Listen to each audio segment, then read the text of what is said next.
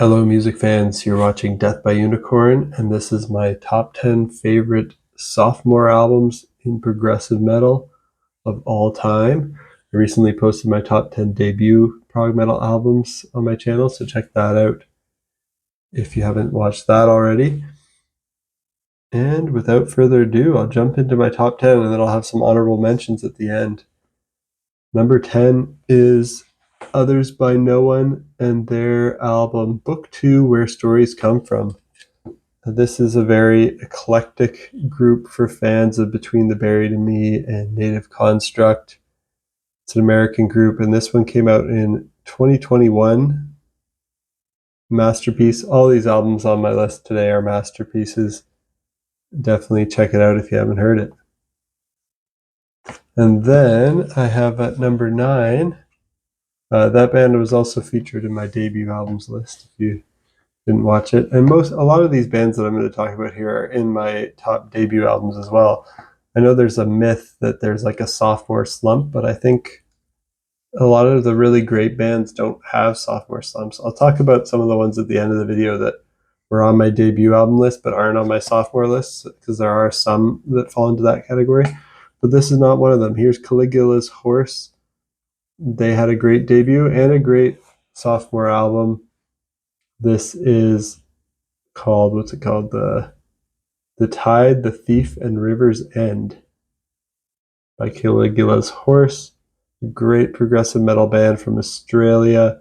This came out in 2013, and this one has all clean vocals, unlike the last one that has like a mix. Others by No One. Caligula's Horse is a great band for fans of Dream Theater, that classic progressive metal, but with a little bit of a modern flair, sometimes some gent-style guitar playing. For fans of Haken, Dream Theater, check out Caligula's Horse, Tide the Thief, and The River's End. My number 8 is not exactly metal, but I'm putting it on the list anyway. It's Thank You Scientist with Stranger Heads Prevail. More progressive rock, has some jazz fusion influence, has some horns, great guitar playing, solid, catchy, emo-style vocals with lots of great melodies and hooks, great riffs. It's really fun to listen to if you're a fan of maybe Coheed and Cambria for the vocals. I'm trying to think of what the music sounds like. They're pretty unique in terms of their composition, but check it out if you like hearing horns and you like great guitar playing. Thank You Scientist, Stranger Heads Prevail. From what year is it from? 2016. Yeah.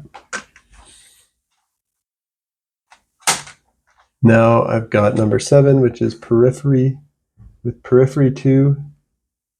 This time it's Personal.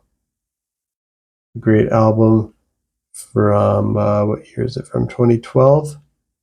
This is more of that gent style guitar playing, but they kind of expanded their sound on this, got even more progressive than their debut. Less focus on just like riffs and shredding and grooves and choruses, and more experimentation, more electronic stuff, more progressive stuff. Still some of all that stuff that they had on their debut, but they just widened their sound even more with this one. Check out Periphery 2. This time it's Personal. Number 6 is Visions by Haken. For me, I don't like it quite as much as their debut, but it's still a masterpiece. Haken just doesn't miss. Everything's on here is just great, really progressive. Fans of Dream Theater. Has a quirky feel to it for sure. Really fun. I miss this sound of Haken actually. I kind of, it'd be interesting to hear Haken go back to this kind of adventurous, progressive composition. They're still making great stuff now, but I really like the style of their first 3 albums, and they've kind of evolved and changed since then. Number 5 is by Symphony X, and it's the Damnation Game. Yeah, Symphony X. This is kind of like progressive power metal, a lot of like neoclassical style guitar playing, really symphonic and orchestral stuff on here. Crazy guitar solos. This is from 1995. It's the second oldest album on this list. All these albums that I'm talking about today are from the 90s, 2000s, and 2010s. This one's from 1995. Great band. Love Michael Romeo's guitar playing. I saw this band live. They're excellent live. Definitely recommend it. And their debut album was not on my top debut albums list because they had a different vocalist on their debut album, and I did not really like his vocals much at all. The music on the debut is good, but the vocals are very weak.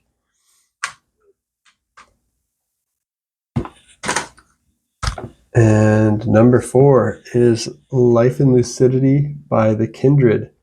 Now, I have this as a sophomore album, even though this is the band's first release under the name The Kindred. Their debut album was under the name Today I Caught the Plague, and it was called Lore, and it was on my list. Great Canadian band, really powerful, clean vocals where the singer belts the whole time. And this one has like almost like a little bit of like a country vibe to it in a weird way. It's like prog metal country. It's not exactly country, but maybe if you listen to it, you can kind of hear what I'm saying. There's like some twanginess to the guitar and the riffs. It's kind of cool. It's a very unique album. Life in Lucidity by The Kindred. Not too much else sounds like this. Can't think of any band that sounds like that. And number 3, it's a classic. Images and Words by Dream Theater, probably the album that really put prog metal on the map and kind of kept it going. And like, I think this is pretty much a genre-defining album for prog metal. And Dream Theater is the genre-defining band. Weird that it's only at number 3 on my list. I love it. This is just truly amazing, masterpiece. Pull Me Under is their big and only hit song. But Dream Theater, of course, is one of the most popular prog metal bands, so anybody watching this probably already knows this album, but if you don't know this album, you have to know it if you like prog metal. Number 2 is Tesseract with Altered State, my favorite Tesseract album. Their only album with Ash O'Hara on vocals, and I think he does an amazing job replacing Daniel Tompkins. Would have been interesting to hear them do more with him because I really like his style, and this is all clean vocals. So it's the most accessible Tesseract album. It's the Tesseract album I would recommend to people most if they don't like harsh vocals. It's a really cool album. There's saxophone on here as well in one of the tracks, or maybe a couple of the tracks. Just really great genty grooves and really nice clean vocal hooks, really nice atmosphere, cool saxophone, very cool and unique sounding in Tesseract's catalog. Definitely recommend it. Daniel Tompkins, the vocalist on the other Tesseract albums, is also amazing on vocals, but I really do love Ash O'Hara, so I highly recommend this. And lastly, my favorite sophomore album, Protest the Hero with Fortress. Probably like up there, maybe my favorite band of all time. I love Kazaya, their debut, even more. And spoiler alert, it was number 1 in my debut album list. And they kept it going strong with their sophomore album, Fortress. They got even heavier. Their songwriting, they focused more on flow, and their playing got even more technical, but a bit less chaotic. There's still some like tempo changes and stuff on here, but not as spastic tempo changes as they had on Kazaya. It seems like they probably play to a click on a lot of these, so it's kind of more steady pace. It's very fast music, very interesting for guitar players. Lots of great clean vocals and harsh vocals. Lots of punk energy, but this is probably also their most metal album, their most intense, most brutal album. Protest the Hero with Fortress. And that's it for my top 10. Now I want to give a quick few honorable mentions. One that I don't have a physical copy of, and that's maybe not really progressive, but I kind of want to mention it, is Waking the Fallen by Avenged Sevenfold. It's metalcore, but it's very adventurous metalcore with like long form compositions, epic length songs. And I think Avenged Sevenfold's really great, and that's a great sophomore album. Their debut was pretty weak for me, very raw, and I think they were pretty young when they made it. Not great in terms of production. Some of their performances, they just haven't reached their full potential in their debut, but on Waking the Fallen, Avenged Sevenfold really finds a cool sound and makes possibly maybe the best metalcore album of all time. And then on their next album, they abandoned the metalcore sound completely. So they just came out of the gate with a couple metalcore albums, and then they changed their sound entirely. I really respect them. I think they're a great band. Next honorable mention, Of Earth and Axon, Act 1 by Xanthocroid, a cinematic black metal album. Really great follow-up to Blessed He with Boils, their debut album. And, you know what? I don't have Between the Buried and Me, The Silent Circus. I don't have a physical copy of that, but it is an excellent album. And their debut album for me wasn't quite at the masterpiece level yet. It was still a little raw and rough, still more on the metalcore side. The Silent Circus, their second album, really kind of sees them getting a bit more progressive, a bit more interesting, has an awesome song like Mordecai on it. A lot of other awesome songs too, but they still get even better after their sophomore album. That's Between the Buried and Me, The Silent Circus. Definitely a cool one to check out, but not where I'd recommend starting with the band. I think albums like Colors and The Great Misdirect, Parallax 1 and 2 are better, and even Coma Ecliptic are better starting points for Between the Buried and Me than The Silent Circus. It's a bit extreme and just not them at their full potential yet. What else do I have? Oh, you know what? I forgot to grab Enema by Tool from 1996. So that's another honorable mention. They're always great. And then Bilateral by Leprous, which I don't have a physical copy of, but it's an excellent masterpiece sophomore album. Their debut album, it kind of just fell short of a masterpiece for me. I think it's called Tall Poppy Syndrome, so I didn't have that on my debut list, but I think Bilateral, they kind of found their sound a little bit, and then they get even better later for me. And then the last two that I'm going to mention real quick, I have on vinyl, and they're newer albums. This one is An Abstract Illusion with Woe, and it's from 2022. And this is the first thing I heard from them, even though it's their second album. I went back and listened to their first album. Also awesome. Wasn't quite awesome enough to make my list. And I think this is even better than their debut. This is their true masterpiece, An Abstract Illusion. Whoa. And then the last one is The World is Quiet Here, and their album Zon. Another one that they made a pretty great debut album, but then their second album, I think, is even better. So it makes my honorable mentions here. Another prog metal sophomore album masterpiece, The World is Quiet Here, Zon. This one's more, these last two, An Abstract Illusion, The World is Quiet Here, are more like progressive death metal, pretty extreme stuff. If you're into progressive death metal, though, I think you'll like it. This one, the vocals are just crazy, though. They're like all over the place. They're definitely an acquired taste. And that's all the albums on my list. Who's missing? Who is on my debut list that isn't on this? I mentioned Native Construct in my debut album list. They're a one and done band, so obviously they don't get onto the sophomore album list. Same thing with Art by Numbers, who was mentioned on my debut album list, they just released one album and then they were done, so they didn't make this list. I mentioned today I Caught the Plague on my debut album list. They changed their name to The Kindred, so they appear on this list but under a different name.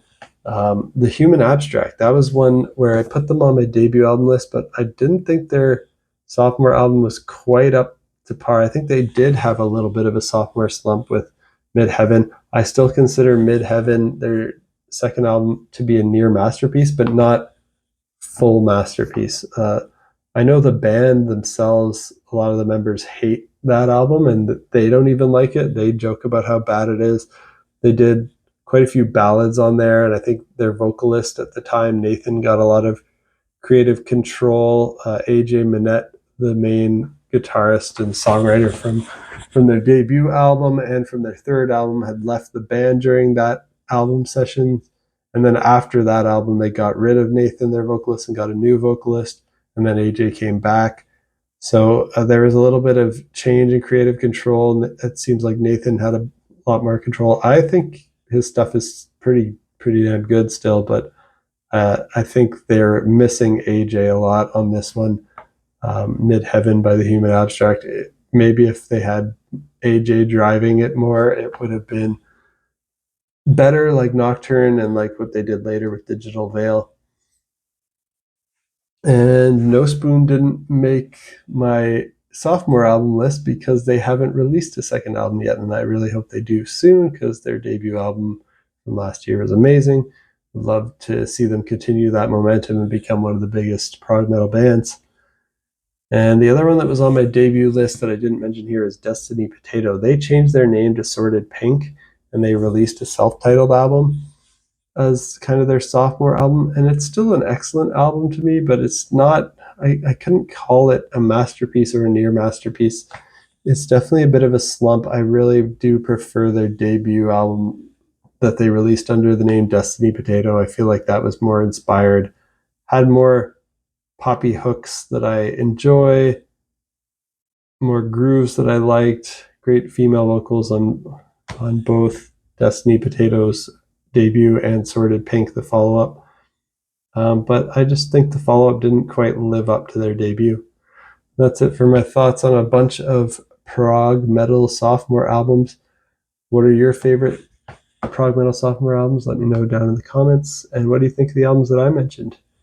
And stay tuned for the next one. Maybe I'll do a best third albums. I'm not sure like how long I want to keep this series going. Do I want to do third albums, fourth albums, fifth albums, sixth? I could keep going, but after a while, after like fifth album, if I go to sixth and beyond, there starts to be some diminishing returns, and there's not really as many to choose from because not too many bands have long careers like Dream Theater and release like double-digit number of albums. But yeah, maybe I'll keep this series going if people are enjoying it. I had some good comments on the first one, so we'll see how people like it, and maybe I'll keep making more. Till next time, peace out.